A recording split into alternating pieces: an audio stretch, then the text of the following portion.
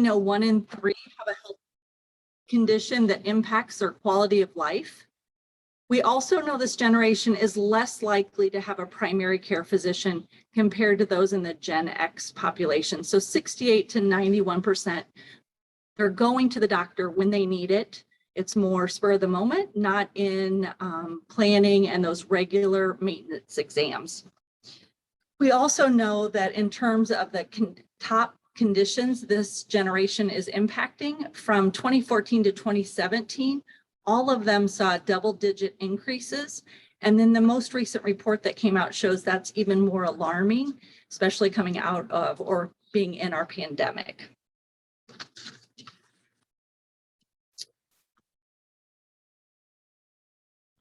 All right, so let's talk a little bit more about these top conditions affecting the millennial population. You can see 8 of the top 10 conditions actually saw that double-digit increase. And I think also important to note, when you look at those conditions, 6 of the 10 are related to behavioral health. So mental, emotional well-being, we know is more critical than ever. But when you look at that millennial population, they are 6 of the 10 conditions they're experiencing. When you compare that to national health conditions, or what we're experiencing nationally, the top 3 conditions are depression. So it aligns nicely with the millennials. But then hyperactivity and then type 2 diabetes is more in those top 3, whereas millennials, you can see those fall down a little bit lower.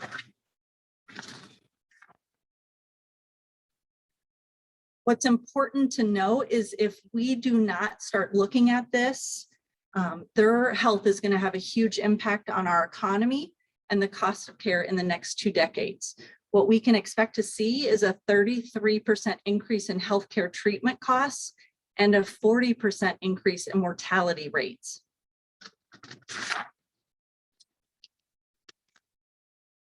I know as you hear this information, you might be thinking, how could it maybe get any worse from a health perspective? But we all know this last 18 months has really challenged all of us. And when we look at the millennial population, they're no exception. So what was concerning pre-pandemic is very shocking now post-pandemic. So while the impacts for COVID are still in progress, I think a couple of things that I want to call out that are most alarming is the rate of depression as seen in increased utilization of mental health benefits. You can see on the slide 900% increase in calls to crisis hotlines. We know from looking at our utilization data, virtual care for our behavioral health has increased 3,000% during this time. So we know our behavioral health conditions are impacting all of us, but we've actually also seen such a huge increase in those seeking treatment. In addition, another important aspect, and you'll hear Amy talk about how to support this in just a few minutes, but that financial impact to our millennials is definitely concerning. This population has an average of $30,000 debt coming out of college. And now the impacts of COVID has actually had a higher impact, the impact of COVID for this generation has definitely, I'm not saying this right, so bear with me, but we're seeing this really exponentially hurting our millennial population. In fact, more than half of millennials say that they have experienced financial insecurity due to COVID from job loss, furloughs, etc.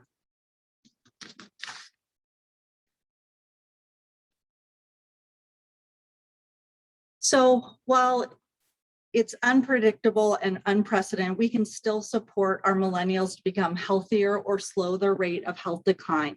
Simply knowing information about them can help support them. I'm going to turn things over to Amy to actually walk through some ideas across all areas of well-being and also share some examples of what we've seen from our employer groups.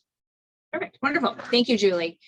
I want to start out by saying, I think what you guys talked about in some of your breakout sessions just a little while ago really resonated as I saw some of those come through with what Julie and I have seen from support for employer groups for this population. So I think it's important that you guys will probably see those types of correlations and connections as we talk about strategies to support our millennials in each area of well-being. So first, we're going to start with career well-being.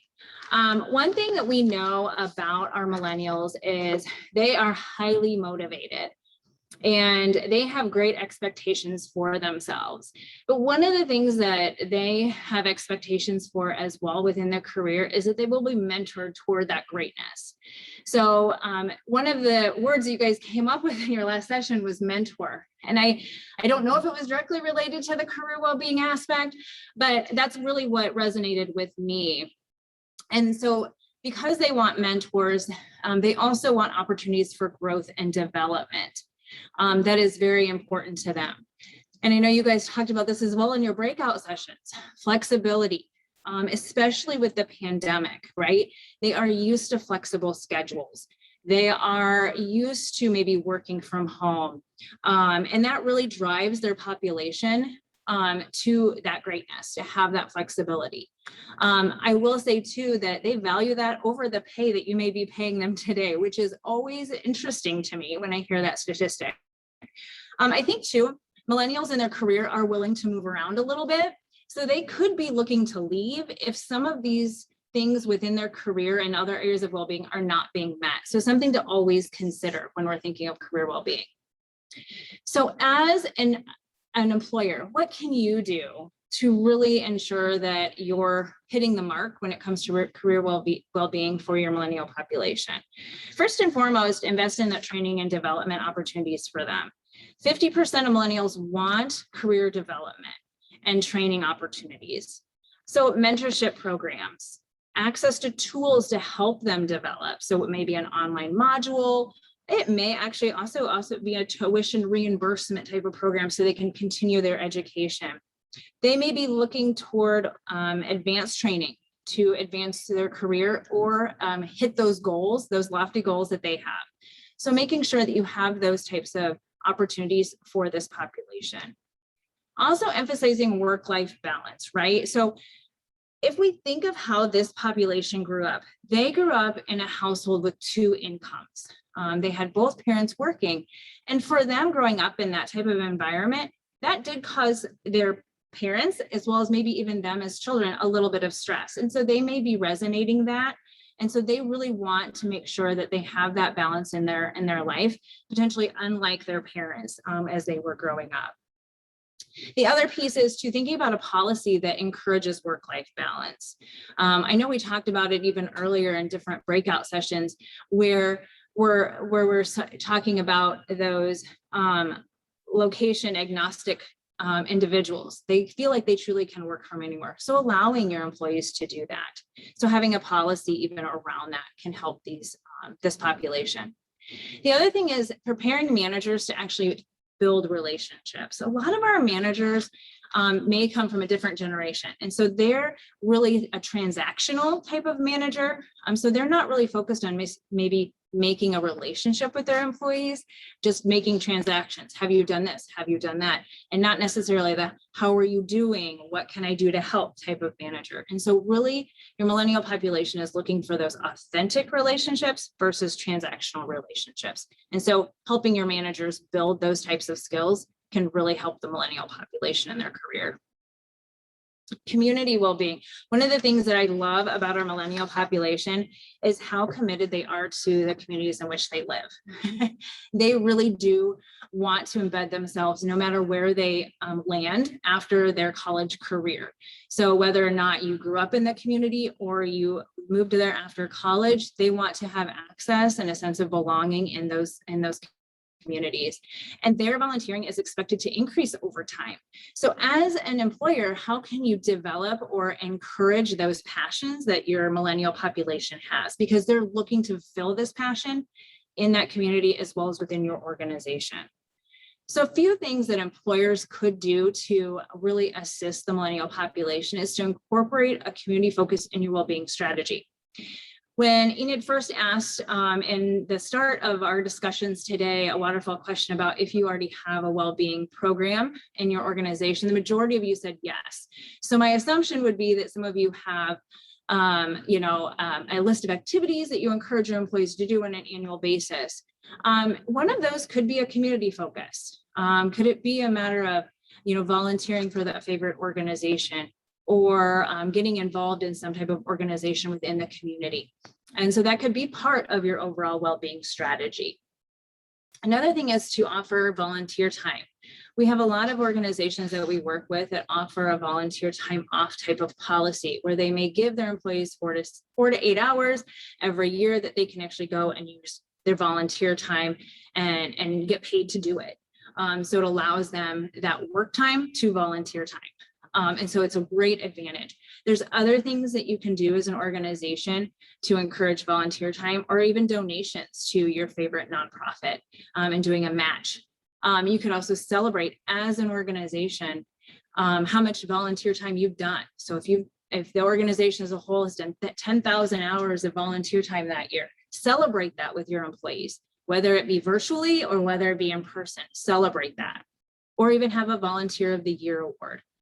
Another thing is to promote local resources to your population. Is there a local 5K that's going on? Do you have a farmer's market? Can you as an organization sponsor those things so that your employees know that you are a community-focused organization? And that, again, will kind of fulfill that community well-being for the millennial population. Emotional well-being. I think Julie can attest to this as much as anyone probably on the call today. Mental well-being, as mentioned earlier too, is it is the #1 focus of majority of our employer groups right now. And whether there's millennials in their population or not, COVID took a really big chunk of our emotional well-being when it came in. And so millennials are no different. 92% of them indicated that there was an impact on their overall mental well-being in the last 18 months. And I think we can all resonate with that. Julie mentioned that 900% increases in crisis calls. I mean, the amount of time that our employer groups have employees calling our own virtual mental health services is astounding. And we know there's a definite connection between emotional well-being and physical well-being. And we're going to talk about physical well-being in a little bit, but the depression and anxiety that is coming along with our mental health concerns is just ever growing. And so it's really going to need to be a focus moving forward. 50% of millennials have left roles because of mental health reasons. It could be because of burnout or stress related to their job. And again, I mentioned this before with career well-being. Millennials are okay to leave. And I know Mari even mentioned earlier that, some people have questioned with COVID coming in, do they need to work? And how do they need to work? And emotional well-being is a big part of that. So how can employers support the emotional well-being of a millennial population? First and foremost, think about access to care. This population accesses care just a little bit differently than the rest of the populations, right? They're not afraid to, unfortunately, skip those physicals, those preventive visits. And that because they feel like they feel okay. They don't feel bad, so they're not going to go. But they're also the population of convenience. And so understanding that type allows us to say, what can we offer to our employee population that is quick and that is convenient? And what we have found is those virtual care options are really resonating with the millennial population. And not only just a physical health virtual care option where I can, call if I have an earache or a sore throat, but something that says, mentally, I'm not okay. And who can I call? There is actually virtual care options for that too. For example, Walmart, we have a Doctors on Demand has a mental health component where I can call from anything from anxiety, depression, trauma, loss, and I can talk to somebody virtually and get a treatment plan in place with my virtual physician for a mental health concern. So those are all very important. The other piece is too, as I mentioned, sometimes millennials, they feel like they're okay. But a way to help them assess their overall health is really important. And so leveraging an online health assessment, this is an online generation. So an online assessment to help them understand what they're suffering from. And making sure, obviously, that that assessment has all areas of well-being is really going to be important. So not just the physical piece, but also the mental piece. We do offer a wellness assessment as part of our overall strategies. And that actually not only does emotional health, but it does community health, it does financial health. So it really gives that employee a picture of their overall health. And they can leverage that to make better decisions moving forward, and prompts that in that system allows them to move forward with different health behaviors. In addition, employers can leverage this aggregated information on their employee population so that then they can strategically think about what programs and services to offer their employees, not only again in the emotional health aspect, but also in other areas of well-being. So that's one additional component. Finally, you guys talked about communication earlier. And so communication is definitely key, but communication specific to emotional well-being would be on different areas in which you already have services available to your employee population. But also think of solutions that are a little bit outside the box. Millennials are eager to take advantage of stress reducing techniques in the workplace or virtually. So are there other solutions out there in the market that you could be leveraging from a mental health perspective? There's definitely podcasts that maybe you could leverage, resiliency training, meditation apps, educational workshops that you can also leverage and communicate to your employee population so they can focus on their overall emotional well-being. Financial well-being. So Julie spoke to this earlier about the amount of debt that our millennial population has, $30,000, which always blows me away. And honestly, that is growing. I mean, I think every day in the news here, we hear about, our local universities and colleges raising tuition. So this is not going away, and this is not getting lower by any means. And top of that, if you think of what Julie shared earlier too, is 60% unable to afford food and those types of things during the pandemic. I mean, this just actually reading the statistics makes me anxious. So I can imagine having to deal with this day in and day out. And obviously that stress leads to physical health concerns as well. And if you start having financial stress within your life, you start to avoid or delay other things. And unfortunately, our millennials are delaying medical treatment, delaying some of those key things that are really important, because what we know is obviously if you're delaying these things aren't getting better. So these medical conditions aren't getting better for this population. And so if they're delaying that cost, they're coming in with maybe a stage 4 cancer instead of a stage 1 cancer, or just a little bump. So it's really important that we really consider financial solutions for this population. So the first and foremost is, again, got to remember, these are online folks, right? So what tools are out there that can help this population really understand what costs could be? And we're talking, health benefit costs. So transparency tools. So where can I go to understand that if I did, twist my ankle, what's my x-ray cost going to be? How much is this going to cost me out of pocket? So what will my health benefits cost, and what will my out-of-pocket costs also be? So those transparency tools. In addition, making sure you're really educating your population on those health benefits. We kind of live and breathe health benefits every day, right? So some of these things are easy for us, but sometimes for the normal population, not so easy to understand. So it's really important that it is kind of abundantly clear what is out there for them and what the costs can be and what those benefits are. So what's those copays? What are those out-of-pocket expenses? What are free services that these employees can gain access to help them be better related to their overall health and well-being? And this will help them financially as well to understand those costs. Also, taking kind of an inventory of what resources do you have for financial well-being. So we know a lot of employer groups offer an EAP program that has a financial component. We know a lot of employer groups offer 401ks and retirement benefits. If you had all of this accumulating debt and you had concerns about just buying food and putting food on the table, are you truly thinking about retirement? More than likely you are not. And that's really the space that our millennial population is currently in. So it's really important to think kind of beyond retirement benefits and start thinking of other solutions. Is there a tool out there that you could provide to your employees that would offer them the ability to figure out how to reduce their debt, how to pay off their college loans, maybe how to start saving for college for their kids if that's where they are, or how to budget. I know that was a big learning for me, even coming out of college, just a few years ago. But, how to budget and understand these things. And so that's really important for this population to understand. And so what opportunities are there that maybe you could provide them for tools? The other thing is student loan repayment benefits. That's been a really big push for a lot of our employer groups, is to get that type of benefit figured into their overall solutions, because that's very appealing. And that will definitely engage your millennial population and, in all honesty, keep them in your organization for a long time. I'd mentioned the tuition reimbursement as well.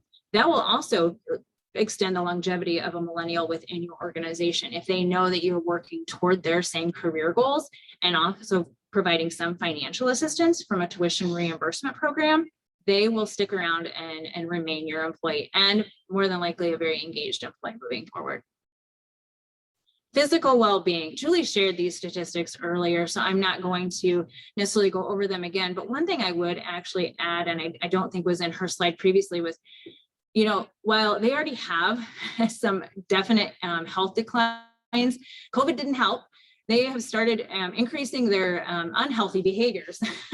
34% increase in alcohol consumption and 20% increase in smoking. So the pandemic didn't do them any favors. And so we really want to understand physically how we can help support these millennials. One thing, again, is leveraging that technology. And so, again, going back to some of these probably platforms and portals and technology they may already have related to your well-being program, this population does like challenges, right? They have set lofty career goals, so they're going to be ready for a challenge. And so incorporating challenges in your overall well-being approach. So maybe it's forming a team to hit certain steps amounts. Maybe it's leveraging a hydration challenge. Maybe it's a couch to 5K, challenge, those types of things. That will get them engaged in overall physical well-being. In addition, if we think of the other technologies that are out there, making sure there's a connection.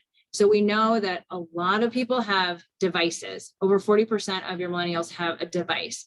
Over 30% of them have downloaded an app in the last month. I'm not a millennial, but I've done and have both of those things. So we know it's not just the millennial population, but it's definitely your entire population that can leverage these tools to actually give them a more personalized approach to their overall well-being. And so actually, if you're thinking of different portals and solutions to engage your employees, make sure there is a personalized approach to that, something that can be more individualized for that individual so that they know what steps they need to take, because it's different than what Bill sitting next to them in the office may need to take as well. We know that they're not getting their preventive visits. And so another piece that a lot of employers have begun doing is actually designating a day in which their population can go, and they can go and get their preventive visits. So I may choose to do it, the day after my birthday. I'm going to schedule all my preventive visits and I'm going to go that day. Number one, it's a day that I have. I can make it convenient and I can schedule it the way I want. And that appeals to your millennial population. They know when they're going to do it. They have a designated time for it. And then it becomes more convenient for them. They are that population of convenience. So that's important. Again, it's really important too to understand and provide them that education on those virtual options, because they would definitely be appealed for that. But there's some things you can't do virtually. You can't take my blood virtually. You can't do colonoscopy virtually. Oh my gosh. So it's really important that we think of those things, but at the same time, giving them an opportunity to have one day where they can get those things done, that will greatly benefit this population and engage them with a PCP that they currently do not have. Since this is your virtual population, they like to do things remotely. And we know that COVID has really changed the amount of time that we're spending in the office. My vision would be that some of our on-site fitness centers and those types of things that some employers have today will not necessarily be a thing of the past, but they will definitely have to be reimagined. So if we think about reimbursing our staff for something that they will have at home when they are home or wherever they are for working, this will appeal to that population.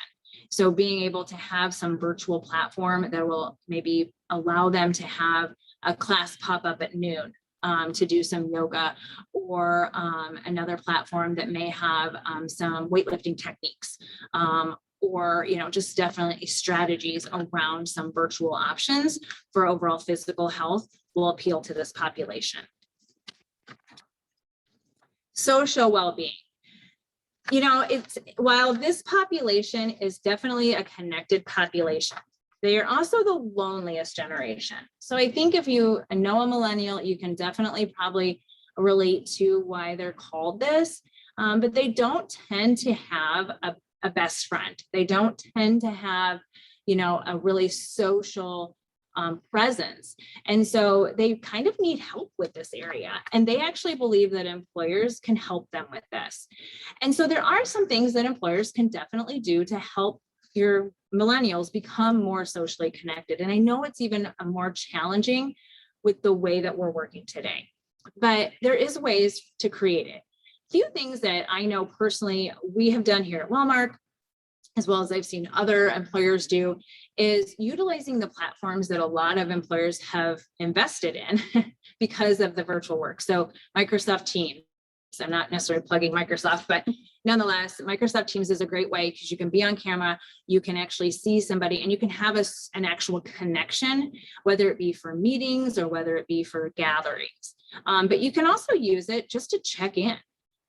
Say, hey, I see you're online. Do you want to chat? Just like you would if you were walking to fill up your water bottle, or walking to get lunch. Maybe have lunch together virtually. So those types of things. And so encouraging your employees to do that with their coworkers, or maybe provide a social mentor program where socially you connect with somebody on a regular basis. And it can be virtually, or if you're comfortable, in person. Those wellness challenges I mentioned before are definitely ways to get people and bring them together. So if we think of, creating a team to do a 5K, or doing a team to hit a steps challenge or an activity challenge, there's lots of those opportunities in a wellness center platform and a wellness challenge that can bring employees together. So I'd encourage you to think of those and making teams an opportunity for these challenges so that they can make those connections.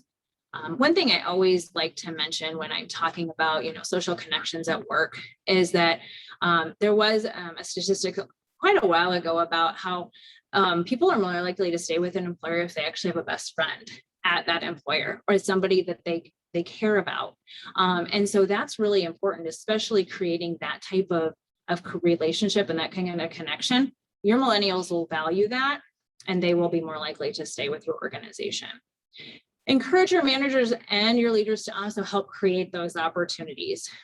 So depending upon, again, comfort level and whether or not somebody is okay with meeting in person, having a social hour, having a recognition opportunity or an outing. Maybe it is going to just be social time virtually for a little bit yet, but allowing managers, encouraging them to do that, maybe creating a specific budget for them to do that so that they can do some recognition. Is really important to continue to create connections in those work environments. And I know this is the most challenging thing today as we think about post-pandemic and what this will look like, but is definitely an opportunity to be creative and really understand what resonates. And so I know Mari mentioned this earlier. How do you engage teachers? Ask them. How do you engage your employees? Ask them. And how do you connect with them? Ask them how they want to be connected. For a good example, Julie's my leader. She asked how we want to be recognized, and that makes a big difference. And so you can do that same thing in your own work environment. Okay, we talked a lot about all areas of well-being, and I know Julie and I could spend an eternity giving and brainstorming different ideas. She mentioned that we do have a millennial ebook. And so at the next slide, you'll see where you can get to that book. So we do have that book. It provides even more detail around this population and what can be done to support them. We also have content at Blue at Work. It's on wellmark.com, where you can gather additional information on a variety of well-being topics. And then there's the wellbeing team here at Wellmark. We are always excited to talk to people about not only our services, but also just brainstorming and collaborating on things that are out in the workforce that people are experiencing. So reach out to us if you have any of those questions. Oh, maybe. I don't want to go.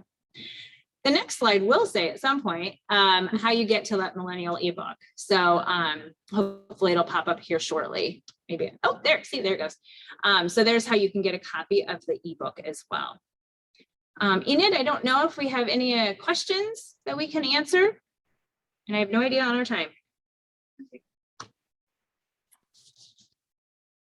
We'll see if anyone puts anything in the chats. Okay. And we are good on time. Perfect.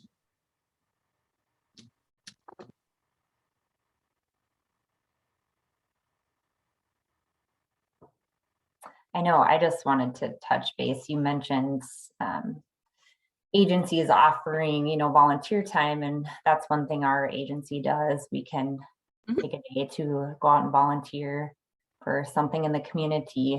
So that's a nice perk that we have. And I do want to just touch on like the local community opportunities. We share a lot of our program resources. Our partners share those resources, but a work site in a community share what's going on in your community with your work sites, because we don't see everything that is going on in the communities throughout the state of South Dakota all the time. Absolutely. Absolutely. And, I think South Dakota, you guys are all so spread out too, right? So, it may not be your immediate community. Maybe it's an adjoining community or some, it could be a county, initiative as well. And I know, yeah, you guys definitely do a lot. The other thing I wanted to mention too is at the beginning of the presentation today, there's, and I meant to mention it during the emotional piece, but there's the emotional or the mental health grants that are going to be coming out for the state. So great opportunity there to enhance your mental and emotional well-being offerings to your employees. So I think that's a great tie as well to some of the other work that's going on in the state of South Dakota. Yes, that is one of our slides. So take advantage of looking at those resources that we offer in the slide. I will send it out as a PDF. It kind of moved quickly, but timing on the slides, I knew I was going to be sending it out to you guys, and that grant will come in the first part of October. We've been working on that, and Matt Tribble is the lead on that, but I've been helping with that. So yes, mental health, huge. It's perfect. It's great timing. And then just one other thing I was going to touch on was just talking about employees and their engagement and just constantly asking them what they need. I get that question a lot. How do we get employees engaged, and how do we get them to participate? Is it incentives? What else can we do? So I think you saying just the communication with them and asking them what they need from the work sites is great. Absolutely. Absolutely. Yeah. I mean, asking them, I think that, there's a fine balance between asking them and over asking them, but at the same time, definitely, yeah, putting feelers out there and asking them kind of, what do you need? What do you feel our gaps are as an organization in different areas of well-being? Maybe what services are they desiring? Because some of them, may say, well, my wife's employer offers this, or, my best friend's, employer offers this program. And I think it would be really good for her, but they may not bring that to you. You may have to kind of ask for it. And definitely researching those. There's definitely different surveys that are out there. One thing, if you're looking at a wellness program or a portal of any sort, or maybe you do this outside of that, is a pulse survey. So one of the components of our portal is we have the ability to do pulse surveys for the population. And so doing those on a different intervals or irregular intervals to kind of continue probing and asking, what do you need? What do you want? how was this program? Getting feedback on the programs that you do, because if you don't have participation, it may be because they don't like the program, or they may not understand the program.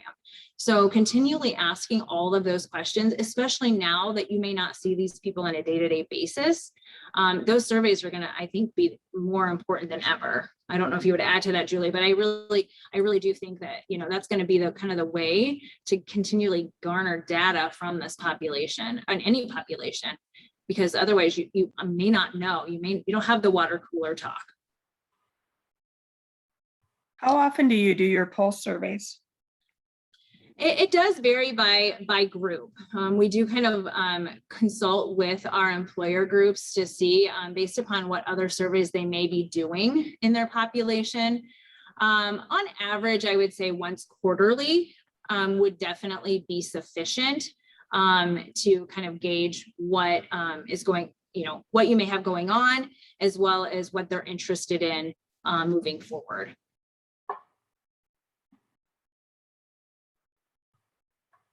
Good question. Any other questions?